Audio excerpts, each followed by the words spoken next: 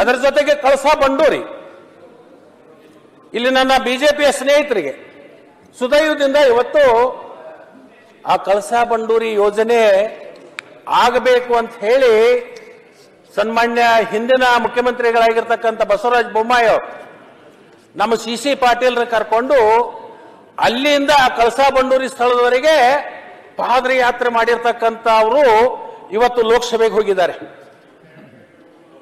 ಸನ್ಮಾನ್ಯ ಮಾಜಿ ಮುಖ್ಯಮಂತ್ರಿಗಳಾಗಿರ್ತಕ್ಕಂಥ ಬಸವರಾಜ ಬೊಮ್ಮಾಯಿ ಅವರು ನೀರಾವರಿ ಸಚಿವರು ಆಗಿದ್ದರು, ಮುಖ್ಯಮಂತ್ರಿಗಳೂ ಆಗಿದ್ದರು. ಆದರೆ ಕೇಂದ್ರ ಸರ್ಕಾರದ ಇವತ್ತು ಎನ್ಒಸಿಯನ್ನು ಪಡ್ಕೊಳ್ಳಿಕ್ಕೆ ಏನೇನು ತೊಂದರೆಗಳಿದಾವಲ್ಲ, ಅವರು ಲೋಕಸಭೆಗೆ ಹೋಗಿದ್ರಿಂದ ಅದು ನಮಗೆ ಲಾಭ ಆಗುತ್ತೆ ಅಂತಕ್ಕಂಥ ಒಂದು ಭರವಸೆಯಲ್ಲಿ ನಾವು ಇದ್ದೀವಿ. ಆ ಕಳಸಾ ಬಂಡೂರಿ ಯೋಜನೆ ಕೇಂದ್ರ ಸರ್ಕಾರದ ಸಿಗಬೇಕಾಗಿರ್ತಕ್ಕಂಥ ಏನು ಅಡೆತಡೆಗಳಿದಾವೆ ನಮಗೆ ಬರ್ತಕ್ಕಂಥದ್ದು, ಅದನ್ನು ಸರಿ ಮಾಡಿಕೊಂಡು ಆ ಯೋಜನೆಯನ್ನ ಪ್ರಾರಂಭ ಮಾಡಲಿಕ್ಕೆ ಆ ಕಡೆ ಇರ್ತಕ್ಕಂಥವ್ರು ಮತ್ತು ಇಡೀ ಲೋಕಸಭಾ ಕ್ಷೇತ್ರದ ಮಾನ್ಯ ಸದಸ್ಯರು ಕೇಂದ್ರ ಸರ್ಕಾರದ ಕೆಲವೊಂದು ನೀತಿಗಳ ಬಗ್ಗೆ ಅಲ್ಲಿ ಚರ್ಚೆ ಮಾಡಬೇಕಾಗತ್ತೆ. ಇವತ್ತು ಯಾವುದೇ ಒಂದು ಸರ್ಕಾರದ ಮೇಲೆ ನಾನು ಗೂಬಿ ಕೂಡಿಸ್ತಾ ಇಲ್ಲ, ಅವ್ರ ಪರವಾಗಿನ ಮಾತಾಡಿದ್ರೆ ಹೋಗಿ ಅದನ್ನು ತರಿಸುವಂತ ಕೆಲಸ ಆಗಲಿ, ನಮ್ಮ ಪರಿಹಾರ ಸಿಗಲಿ ಅಂತಕ್ಕಂಥ ವಿಚಾರವನ್ನು ಹೇಳಿದ್ವಿ.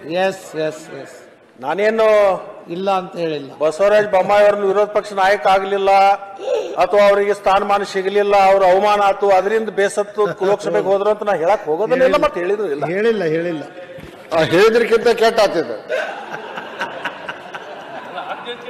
ಹೇಳಿದ್ರೆ ನೇರವಾಗಿ ಹೇಳಿದ್ರು ಚಲೋ ಐತಿದೆ. ಅದಕ್ಕಿಂತ ಈ ಶಾಲೆ ಹಚ್ಚು ಹೊಡಿದು ಅಂತಾರಲ್ರಿ ಇದಕ್ಕಾರೆ. ನಮ್ಮ ಸಿ ಪಾಟೀಲ್ ಯಾವಾಗಲೂ ನನ್ನ ಬಗ್ಗೆ ಬರೇ ತಪ್ಪು ತಿಳ್ಕೊಳ್ಳೋದು ಮಾಡ್ತಾರೆ. ಇಲ್ಲ ಹೇಳ್ರಿ, ನೀವು ತಪ್ಪು ತಿಳ್ಕೊಳ್ಳೋದಿಲ್ಲ, ಅವರು ತಪ್ಪು ತಿಳ್ಕೊಳ್ಳೋದಿಲ್ಲ ಹೇಳ್ರಿ. ಹಂಗ ಸ್ನೇಹ ಏನ್ ಮಾಡಕ್ ಐತ್ರಿ ಚಿಕ್ಕಂದಿನಿಂದ ಸ್ನೇಹ. ನಾನು ಸಿ ಪಾಟೀಲ್ರನ್ನ ಈ ಸಂದರ್ಭದಲ್ಲಿ ನಾನು ಅಭಿನಂದಿಸ್ತೀನಿ. ಸಿ ಪಾಟೀಲ್ ಜನರಿಗೆ ಗೊತ್ತಿಲ್ಲ, ಅವ್ರು ಬೆಳಗಾಂ ಜಿಲ್ಲೆಯವರು. ನೋಡಿ, ಒಬ್ಬ ಬೆಳಗಾವಿ ಜಿಲ್ಲೆಯ ಸುಪುತ್ರ ಇವತ್ತು ಗದಗ ಜಿಲ್ಲೆ ಆಳ್ತಕ್ಕಂಥ ಸಾಮರ್ಥ್ಯ ಇರ್ತಕ್ಕಂಥವ್ರು. ನಾ ಹೆಮ್ಮೆ ಪಡ್ತೀನಿ. ಏನ್ ಮಾಡ್ಬೇಕಂತ ಮಾಡ್ಯಾರ 2028ಕ್ಕೆ ನಾನು ಏನ್ ಮಾಡ್ಬೇಕಂತ ಮಾಡಿ ಅಂದ್ರೆ ಅಧ್ಯಕ್ಷರೇ, ಈ ನೀರಾವರಿ ಬಗ್ಗೆ ಈಗ ಕೇಂದ್ರದಿಂದ ಕಳಸಾ ಬಂಡೂರಿಗೆ ಒಪ್ಪಿಗೆ ಕೊಡಿಸುವಂತ ಕೆಲಸ ಮಾಡ್ತೀನಿ ಅನ್ನತಕ್ಕಂಥ ವಿಶ್ವಾಸ ಅವರಿದ್ದರೆ ಮಾಡಲಿ.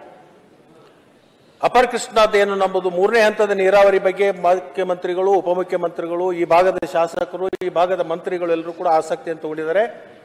3 ವರ್ಷದಲ್ಲಿ ಅದಕ್ಕೆ ಒಂದು ಪರಿಹಾರ ಸಿಗಲಿ ಅಂತ ಹೇಳಿ ನಾವೆಲ್ಲರೂ ಕೂಡ ಅಪೇಕ್ಷೆ ಪಡೋಣ. ಅಲ್ಲ ಅಧ್ಯಕ್ಷರೇ, ಅಲ್ಲಿನೂ ಯುಕೆಪಿದು ಗೆಜೆಟ್ ನೋಟಿಫಿಕೇಶನ್ ಆಗಬೇಕು ಕೇಂದ್ರ ಸರ್ಕಾರದಿಂದ.